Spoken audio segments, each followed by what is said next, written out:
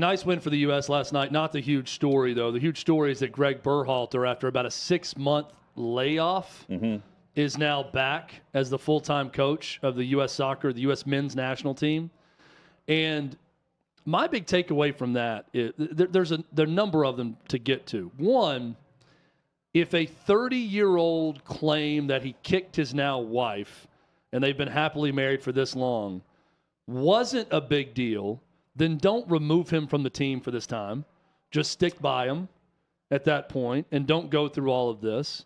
For those that aren't fully up to date on everything, there was an issue in Qatar at the World Cup with Gio Reyna, one of the young stars of the U.S. men's national team. He was loafing. He was mad he wasn't going to have enough playing time.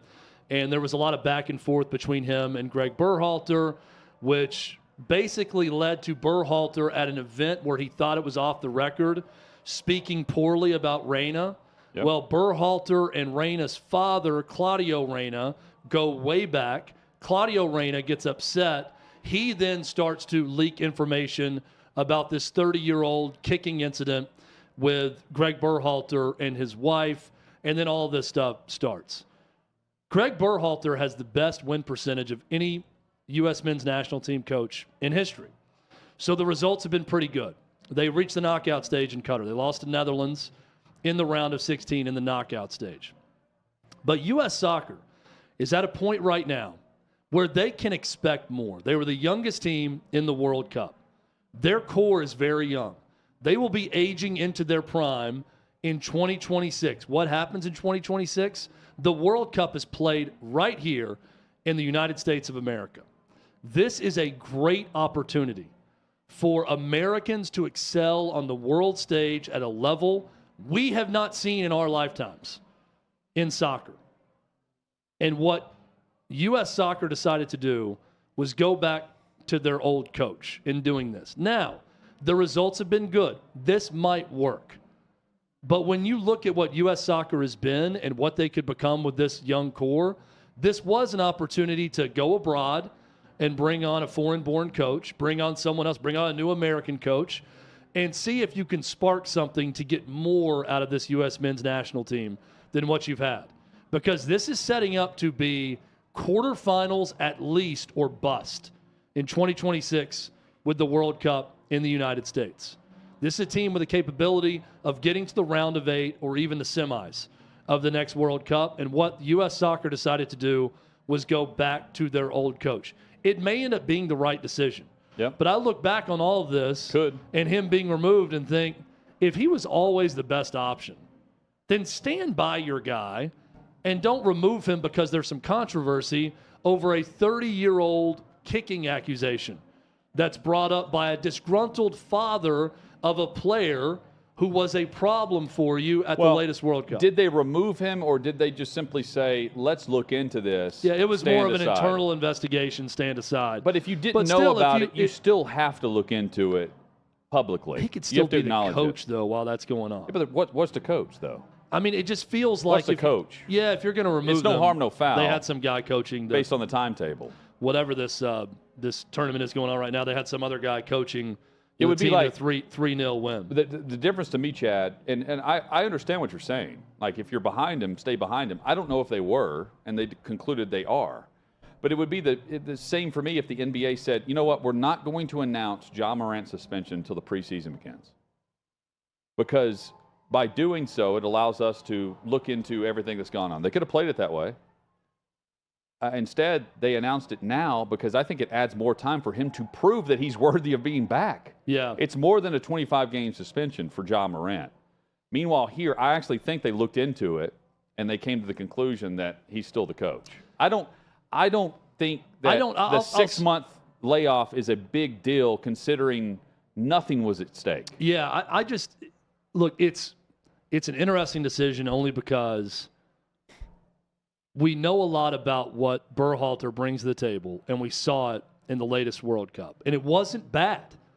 You know, it was a more entertaining brand, and it is a very young core that's going to age. And a lot of people are not happy about it either. But so many people are looking at it like, okay, you had a chance here. Yeah. You know, if you're going to remove him and investigate it and do all that, and if you cared all about it, here was a chance to go big and do something different. And instead, you went back to the status quo. So is U.S. soccer just into the status quo, or is the belief that this isn't the status quo? What we saw in Qatar at the latest World Cup and what could be in 2026 is going to be much better because of this guy and his leadership of this young core. And if that's the case, that's what I'm hoping they're banking on that. We've seen better results with him than previous. Not just going back to what they know, right? If that's the thinking, I'm all for it. Yeah, we'll see. We'll see. I understand, though, not upsetting the apple cart if you like the direction that the program is going, that your club, your team is going. I'm okay with it. And again, the timetable worked out in their favor here. Imagine this would have been a year from now when you actually have investments made on what's going to happen in 2026, when you're gearing towards what's going to happen here in the States. They got a lot of time between now and then. So the 6 months now, to me, is not that long of a timetable considering what we're looking towards, and that's 2026, not the upcoming or the past World Cup when all of this came to light. Also, how difficult is it to keep things that secret for that long of time? That's mind-boggling to me, considering the status of some people versus when news breaks and what we look into. You know, Conor McGregor, for instance, we're discussing him and what happened at the arena 2 weeks ago now, a week and a half ago, for the NBA Finals. And there's video of this. Of course there is. TMZ, by the way, TMZ, of course, has the video. They always do. And the video shows that, I mean, whatever Conor's team is saying is more likely than whatever is being said on the opposite side. So it's just wait and see. And I'm glad in this case you take your time. If 6 months, 8 months, to me it doesn't matter. Right? I got 3-0. It's not the top story. They're bringing.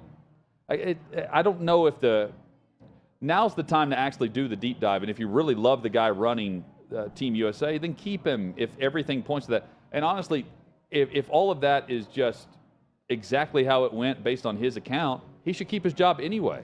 He shouldn't be let go based on results. I mean, also just if you can't do it beforehand anyway. But what is the deep dive? Like, first off, 1992 when this incident happened, there weren't cell phone cameras and videos everywhere and all that. So that's why we don't know about it. They didn't tweet about it. Well, they didn't post on Instagram about it in 1992, so we didn't know about it. But if you don't know about it, you have to do your due diligence, regardless of where you stand on what side you stand on. I'm a firm believer the due diligence could have been, hey, Greg, bring you and Mrs. Berhalter in. Let's talk about this. That happened 30 years ago and explain it to us so we understand. But now's the time to do it, though. Yeah, but that takes 20 minutes. If they're both fine and they're still married and everything's okay, like, I don't understand the 6-month layoff where we're treating this 20 minutes seriously, or but 6 now months, he's back. 20 minutes or 6 months, I don't know if it actually plays a factor in the fact they wanted him to be the coach, right? That's clear. Yeah, and we'll see if it works now. Yeah. I am surprised that it's not vitriol. It's just kind of a shock that they didn't use this to get rid of him. You know, it's the SEC coach mentality. We're 2.5 years in, time to go. We haven't seen results yet. Yeah. But I've seen better results, right? Based on the ridicule you and I were giving when they were losing to Jamaica. Yeah, and we've seen worse. I mean, he's been better than most. It's just, again, we'll see if it's status quo or not. I want to see more out of U.S. soccer. I think they're capable of more. I think international soccer fans just treat U.S. men's national team soccer as very second rate, and I think that's fair. They could be more.